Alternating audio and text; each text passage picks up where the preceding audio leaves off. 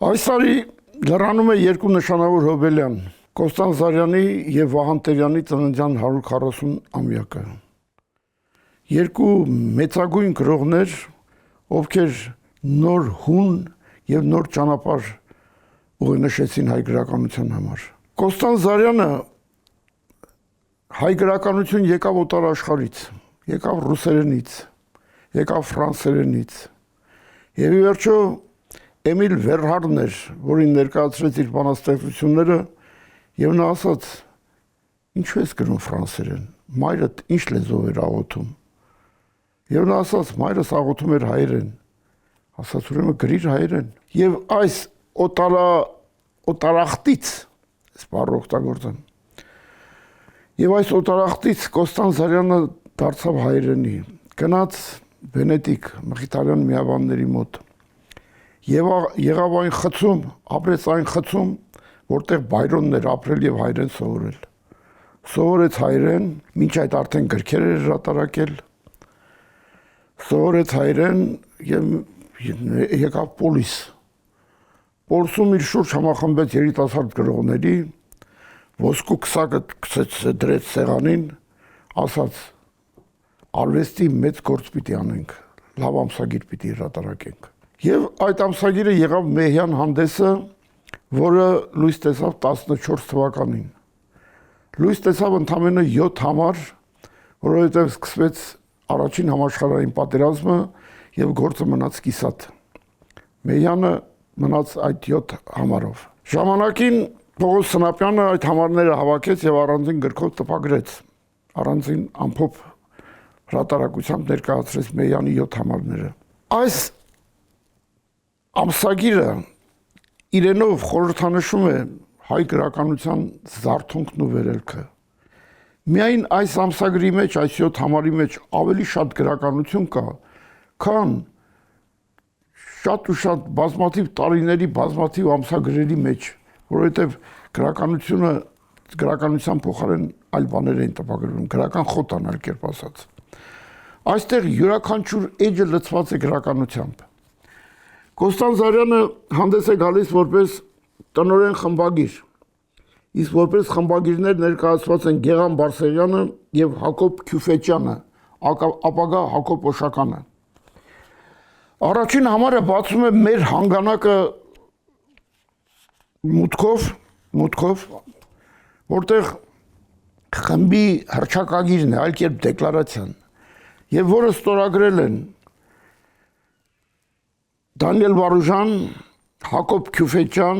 Ահարոն Տատուրյան, Կոստան Զարյան, Գեղամ Բարսեղյան։ Այստեղ ընթերցողի կամ ունկնդրի համար անսովոր կթվա Դանիել Վարուժանի ներկայությունը։ Դանիել Վարուժանը առաջին համարին մասնակցեց Մեհյանի ստեղծմանը, բայց հետո տեսավ, որ Մեհյանը ունի ապագայապաշտական, ֆուտուրիստական ուղղվածություն, դուրս եկավ, երկրորդ համարից արդեն համարում նա իր ներկայությունը հանեց երկրորդ համարից։ Եվ ի տարբերություն Մեհյանի ստեղծեց իր նավասարդ տարեգիրքը եւ հայտարարեց ի տարբերություն ապագայապաշտներու անցյալապաշտ դպրոց մկուզիմ հիմնել եւ ստեղծեց իր անցյալապաշտ դպրոցը հեթանոսական շարժումով։ Սա երկար ու այլ ուղղությամբ գնացող խոսակցություն է, դրա համար այսքանով բավարարվենք։ Կոստան Զարյանը մնաց, ապրեց, վերապրեց, նստեց մի նավ, որ իրեն պիտի տաներ, որտեղ ասել են տեղ չկա, տոմս չկա, որ մարդիկ նստեն, հնարավորություն չկա։ Նստել է ու տեսել է, որ ինքը միայնակ է, դա ամբողջ նավը դատարկ է։ Պարզապես չեն ուզում, որ մարդիկ նստեն, հեռանան ու փրկվեն այդ ավերից, որ վրա հասավ։ Այս գիծը շարունակելու համար ավելացնեմ, որ 1922 թվականին Կոստան Զարյանը նորից Պոլսում էր եւ այս անգամ ստեղծեց իր մյուս հանդեսը։ Նոր դարձալ գրականության եւ արվեստի հանդես, այս անգամ բարձրավանք վերնագրով, բարձրավանք, որտեղից է գտել, ինչ լավ գտել է։ Բարձրավանքը տպագրվեց 5 համար եւ այստեղ եւս ընդգրկեց ժամանակի նշանավոր մարդկանց կարևոր դեմքերի, որոնց մեջ էին Կաֆավյանը, Վահան Թեքեյանը, Պերպերյանը, դարձյալ հակապոշականը եւ ուրիշներ։ Այս հանդեսը տպագրվեց 5 համար, էլի նույն ոգիներ, նույն հայեցի հիմքի վրա հայ արվեստը, հայ ոգին, հայ մշակույթը բարձրացնելու զգացողություններ, բայց եկավ էլի դեմ առավ Պոլսայի թուրքական յաթաղանի չպահպանված արյունի փրկված վերջին հատվածին եւ ի վերջո Կոստանդինյանը հասկացավ, որ Պոլիսը այլևս հայերի համար չէ։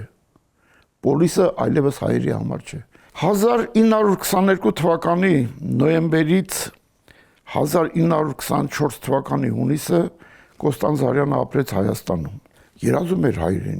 հայրենիք սիրող, հայ ոգի սիրող մարդ էր, անգամ օտարությունների մեջ այդքան թափառելով, հետո նաև ֆրանսերեն ամսագիր հրատարակեց La Tour de Babel, բաբելոնյան աշտարակ Փարիզում, Ամերիկայում հայկական քառամսյակ վերնագրով անգլերեն ամսագիր հրատարակեց, գրի գրականության մարդ էր, բայց իր ոգին ամեն ինչը Հայաստանում էր։ Եկավ Հայաստան, ապրեց Հայաստանում, համալսարանում դասավանդել է արտասահմանյան գրականություն, համեմատական գրականություն։ Ես ժամանակին համալսարանում աշխատել եմ եւ փորձեցի գտնել նրա աշխատանքային հետքերը։ Դիմում աշխատանքային կենսագրություն, որևէ բան, որ Կոստանդինյանի հիշեցնի համալսարանում։ Չգտա։ Կամ իմ որոնումները շատ չխորացրեցի, կամ իրոք չկար, որովհետեւ կարծեմ ինձանից առաջել էին նայել։ Կոստանդինյանը այս ընթացքում ճանաչեց Հայաստանը։ Ճանաչեց հայ գրողներին։ Սա Հայաստանի խորհրդային Հայաստանի այն տարիներն էին, երբ բոլշևիզմը այսպես բացահայտ էր եւ վանող, կործանարար։ Կենտկոմի հրահանգներով ասում է գրականություն են ուզում ստեղծել եւ այս գրական շարժման մեջ նրա աչքի առաջ էր Եղիշե Չարենցի կերպարը։ Այս տարիների Չարենցը 22-24 թվականների Չարենցը ուրիշ Չարենց է, մի քիչ բոլշևիկյան ուղղվածությամբ, պրոլետ բանաստեղծի, այսպես լիցքով, մաուզերը կողքին կախած, հասնում էր օրինական մաուզեր կրելու իրավունքը, քյաքյոլը ճակատին, թասակը գլխին, մի քիչ քեֆը լավ, այսպես ինքնավստահ, սա այս տարիների Չարենցն է։ Կոստանդինյանը այսպես ճանաչեց Չարենցին եւ բնական է չհամակրեց այս տեսակի Չարենցին։ Բայց ճանաչեցին, իմացան իրար։ Անցավ ժամանակ, Կոստանդինյանը շատ արագ զգաց, որ իր հետևից ընկած են։ Այդ դե ինչ են ասում, ներքին գործերի ժողովրդական կոմիսարիատի հսկիչները իր պոչին նստած են եւ ճիշտ ժամանակին կարողացավ Հայաստանից հեռանալ։ Հակառակ դեպքում դառնալու էր հերթական զոհերից մեկը։ Եթե ոչ այդ տարի, ապա աստիճանաբար խորացող տարիները գալիս են եւ մարդիկ հայտնվում են վանդակաճաղերի հետևում։ Կոստանդինյանը հեռացավ։ Հիմա Կոստանդինյան Չարենց կապը պահելու համար ասեն 1924 թվականի դեկտեմբերին Չարենցը մեկնեց արտասահմանյան ուղևորության։ Ալեքսանդր Մյասնիկյանը ողջ էր, կար եւ ամեն կերպ Չարենցին ուզում էր աջակցել, որ այս բոլշևիկյան ուղղվածությունից դուրս գա։ Ասած տաղանդը տեսնում էր, հանճարը տեսնում էր, բայց զգում էր նաեւ, որ շեղված մի բան կա, որին Չարենցը տուրք է տալիս եւ որի արդյունքը եղան նրա երեքի դեկլարացիան, պոեզո զուրնա բանաստեղծությունների ժողովածուն, որի մեջ շատ լավ գործեր էլ կան, բայց ոգին դա է, հատկապես ռոմանս անսեր պոեմը, նաեւ ուրիշ բանաստեղծություններ կան։ Մինչեւ ստանդարտ ամսագիր հրատարակեց Չարենցը, որը դարձյալ իր այդ երեքի դեկլարացիայի ծրագրի շարունակումներ ու ամփոփումը նոր պայմաններում, նոր համախոհների հետ։ Միքայել Մազմանյան, Կարո Հալաբյան։ Իսկ երեքի դեկլարացիայում Ազատ Վշտունի, Գևորգ Կաբով։ Այս ընթացքի մեջ է Չարենցի այս տեղատվությունը։ Մյասնիկյանը հորդորեց եւ Չարենցը 8 ամսով գնաց արտասահման։ Գնաց Բաթումից նավով գնաց Պոլիս, գնաց Աթենք, գնաց Հռոմ, գնաց Վենետիկ, մի ամիս մնաց Վենետիկում, Վենետիկից գնաց Փարիզ։ Վենետիկից հեռագրել էր, որ իրեն Լիոնի կայարանում, գնացքի կայարանում երկաթգծի կայարանում դիմավոր են։ Դիմավորողը Կոստան Զարյանն էր։ Չարենցը գալիս է, այն Չարենցը, որին ինքը Հայաստանից գիտի, Երևանից գիտի, հիմա իր ուղեբեռով, իր նոր հագուստով, հագուկապով Եվրոպայի կենտրոնում, Լիոնում Կոստան Զարյանը նրան դիմավորում է։ Այս դիմավորման պահը նա մանրամասն նկարագրել է իր Բանկոպը եւ Մամուտի ոսկորները վեպում, որին կանդրադառնամ։ Չարենցը եկավ Փարիզ։ Եկավ Ֆրանսիա, Լիոն, հասավ Փարիզ։ Այդտեղ էլի Կոստան Զարյանի հետ հարաբերությունները շարունակվել են։ Վիվան անունով Անուշավան Ջիդեջան, Վիվան անունով մի ընկեր ուներ, որին բանաստեղծություն է նվիրել, շատ կարևոր արտագողի ճամփորդներ ենք մենք երկու, տողով սկսվող։ Այդ մարդը Վիվանը հիմա աշխատում էր Փարիզում Ռենո ավտոմոբիլային գործարանում եւ Չարենցին դիմավորողների մեջ էր, Չարենցի հետ շրջողների մեջ էր։ Այդտեղ էր նաեւ Երվանդ Քոչարը, հանդիպում է նաեւ Զապել Եսայանին, Համլիկ Թումանյանին, դիվանագիտական աշխատանքի մեջ էր Հովանես Թումանյանի որդին, էլի մարդիկ կային։ Ահա նաեւ Կոստան Զարյանը նկարագրում է մի հանդիպում, մի գիշերային հանդիպում, գիշերային սրճարանում։ Հիմա այս Վիվանն է, մի կողմում Չարենցն է, մի կողմում Կոստան Զարյանն է։ Չարենցը շատ զայրալից խոսքեր է ասել Կոստան Զարյանին, շատ զայրալից։ Հիմա այս Վիվանը գրում է, ասում է, ականջիս Կոստան Զարյանն ասում էր հարբած է։ Այս մյուս ականջիս Չարենցն ասում էր թող մտածի հարբած եմ։ Այդ հանդիպումից հետո Կոստան Զարյանը գնացել ու այլևս չի եկել։ Հաջորդ օրվա համար նամակ է գրել Չարենցը Կոստան Զարյանին, ասեն գիտեր, որ վատ եմ, շտապ արի, եթե չես կարող մեկին ուղարկիր թեկուզ Համլիկ Թումանյանին։ Այսպես է եղել, եւ սա եղել է իրենց մարդկային առնչության վերջին կետը։ Նավը լեռան վրա վեպը Կոստան Զարյանը հրատարակեց 1943 թվականին։ 1943 թվականին։ Ընդգրկում է Հայաստանի կյանքը 1918-19 թվականներին։ Անկախության շրջանի Հայաստանն է, մի քիչ էսքո, մի քիչ ենքո։ Անկախության շրջանի Հայաստանն է, նավը լեռան վրա։ Մեծ գործ է, շատ կերպարներով, խորունկ հարցադրումներով, Հայաստանասիրությամբ, Հայաստանը արտնասնելու տենչով, նվիրումով, իր հերոսների գործունեությամբ եւ այլն։ Մեկը Հնդկաստանից է գալիս, մեկը Բեսարաբիայից է գալիս, մեկը նավն է անում Սևան, մեկը էս է անում, մեկը են երկիրն ուզում են անկախ Հայաստան է, անկախ հայրենիք է ուզում են բարձրացնել, հնչեցնել եւ տեր կանգնել իրենց հայրենիքին, օտարությունից եկող հայերը, տեղի հայերը, համատարած, համապարփակ մի վեպ է եւ իմաստուն է վերնագրից սկսած հերոսների գործունեությամբ վերջացրած։ Պատմական վեպ չէ, բայց պատմության մասին է վեպը եւ ինքն էլ այդ մասին առաջաբանում գրում է։ Բայց հիմա իմ խոսքի նպատակը վեպի վերլուծությունը չէր, այլ վեպի երկու տարբերակների համեմատությունը։ 43 թվականին Բոստոնում ահա լույս տեսավ նավը լեռան վրա վեպը։ Կոստան Զարյանը 1961 թվականին ներգաղթեց Խորհրդային Հայաստան։ 61-69 թվականները նրա կյանքի տարիներն են Հայաստանում։ Մտերմացավ մտավորականության հետ, սրճարաններում նստում էր, ես էլ եմ նրան սրճարանում նստած տեսել։ Արդեն հուշերի աշխարհն է, դա ուրիշ խոսակցության նյութ է։ 1963 թվականին Երևանում լույս տեսավ նրա նավը լեռան վրա վեպի վերախմբագրված տարբերակը։ Վերախմբագրումն արել էին Հրաչյա Գրիգորյան եւ Օնիկ Թոփուզյան անունով մարդիկ։ Հրաչյա Գրիգորյան, ով մի կարճ շրջան եղել է նաեւ Հայաստանի գրողների միության առաջին դեմք եւ Օնիկ Թոփուզյան։ Դա էլ անկարևոր դեմք չէր։ Այս վեպը 180 աստիճան շուրջ տվեցին։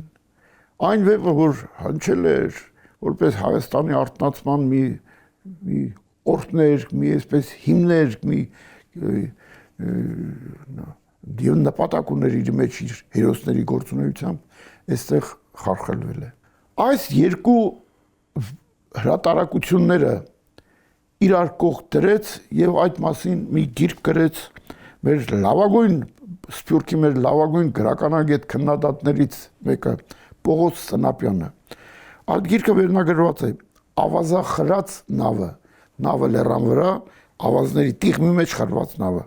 Առաջին տարբերակը նավը լեռան վրա, երկրորդը տիղմի մեջ խրված նավը։ Այդ գիրքը սա է, սա բացառիկ օրինակ է այդ գրքի։ Չեմ կարծում թե ուրիշ տեղ գտնեք, այս օրինակը ինձ 1997 թվականին Բեյրութում նվիրել է ինքը Պողոս Սնապյանը։ Կատարել է արտակարգ գիտական աշխատանք։ Եթե օրերից մի օր Կոստան Զարյանի գիտական հրատարակություն լինի, այս աշխատանքը պետք է օգտագործել։ Ինչ է արել։ Դրել է իրար կողք առաջին հրատարակության համապատասխան հատվածը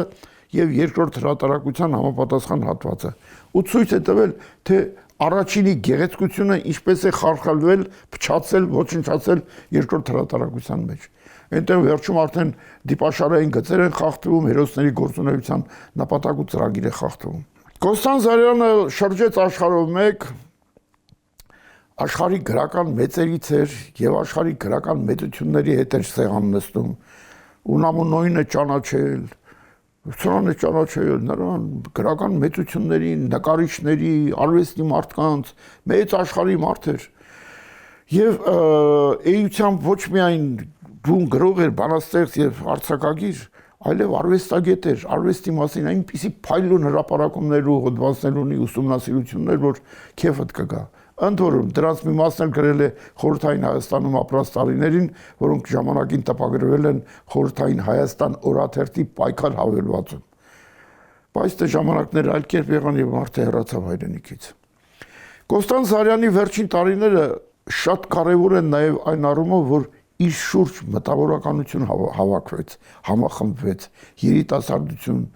իր տարեկիցներ, ավելի կրտսերներ հավաքվում էին նկարիչների սրճարանում, նստում էին։ Նոր բացվել էր այդ ժամանակ Աբովյան Թումանյան անկյունում Արաքս սրճարանը։ Տեսել եմ այդ սրճարանում Արմեն Զարյանի հետ որդու հետ նստած,